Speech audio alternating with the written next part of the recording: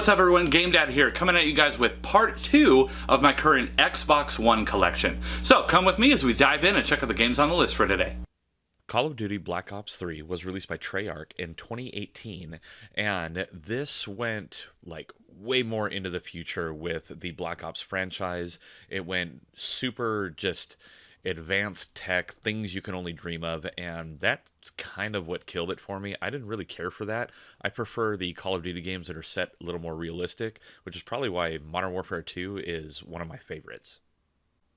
Next up, we have Diablo III Ultimate Evil Edition, released by Blizzard Entertainment in 2014, and this edition actually comes with the Reaper of Souls expansion. Now, this game is pretty much exactly the same as it was on PC, and that's what I originally got it on, because that's what I always played Diablo games on, was on PC. And there was a really good deal to get it on console, so I figured, what the heck, why not? And, I mean, it looks great, plays great, fun game. Up next, we have Dragon Ball Z Kakarot, released by CyberConnect 2 in 2020. And this was praised very highly as a really good DBZ game. The fighting style, I don't know. I've never really cared for the fighting style in these games. If I want to play a fighting game, I'm going to play something like Mortal Kombat, the side-scrolling style. I don't really get the appeal of the 3D battle space, but, I mean, it was still cool. Looks pretty. And here we have Dragon Ball Xenoverse 15, released by Dimps in 2016. And this one was much more RPG-esque. Still had the same kind of battle mechanics and stuff like that as Kakarot. And this one was actually released long before Kakarot. But the game it's okay. It's not as good as other like JRPG kind of games that I've played. And overall, I mean, a lot of stuff is locked down in it, so Up next, we have Fallout 4, released by Bethesda Game Studios in 2015, and this one got crapped on a lot, but honestly, this is one of my favorite Fallout games. I mean, nothing beats Vegas, but this game was great, and I'm not really sure why people had a problem with it. I never really played online, maybe that's where the issues were, but overall, I had a blast playing this game, and I put a ton of time into it. And here we have Fallout 76, released by Bethesda Game Studios in 2018. Now, this is one I have not put a lot of time into, and that's because the stupid thing was always crashing. Now, recently, they did release the Wastelanders update that apparently has fixed pretty much every issue in the game. It's still glitchy in places, but all the stuff people have complaints about, I guess, were addressed. So I think I'm going to have to go back and give this one another chance. Here we have Gears of War Ultimate Edition, released by the Coalition in 2015, and this is a complete remaster of the original Gears of War, and it's awesome. I mean, the original Gears of War was a great game, but seeing it fully remastered and not just kind of, upscaled, it was pretty cool, and the gameplay just made it that much more fun. Here we have Gears of War 4, released by the Coalition in 2017, and this is a continuation of the franchise.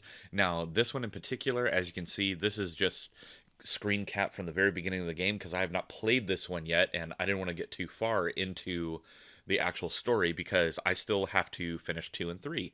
So, yeah, heard this one was awesome, just gotta work my way there. Up next is Geometry Wars 3 Dimensions, released by Lucid Games in 2014. And this game is a visual trip. It's a twin-stick shooter, but kind of puzzly in some aspects, where you have to go through all these little gates and stuff. But tons of neon colors, very techno-style music, very upbeat. And I gotta say, it was actually a really fun game. Here we have Grand Theft Auto 5, released by Rockstar North in 2014, and yes, this game is 6 years old as of this video, and no, I still have not played it yet. Played the heck out of Grand Theft Auto 4, had a blast with it, and just never got into 5. There was just so many other games coming out at the time, and then it just got put on the back burner, but I think it's about time I went back and played this. I think it's been plenty of time. Up next is Guitar Hero Live, released by Freestyle Games in 2015, and honestly, if you played one Guitar Hero game, you played them all.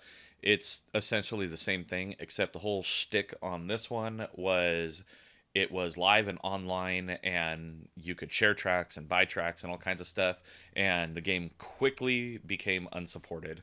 Yeah, it's not that great a game.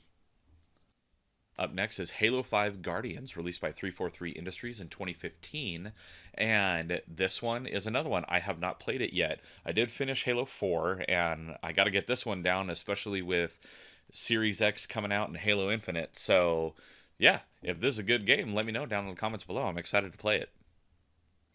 Last up for this video is Halo the Master Chief Collection, released by 343 Industries in 2014, and this game is the single largest game to install that I have in my Xbox One collection.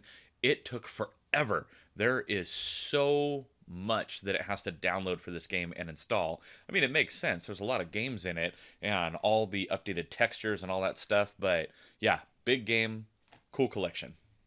So there you have it, everyone. That is everything in part 2 of my Xbox One collection.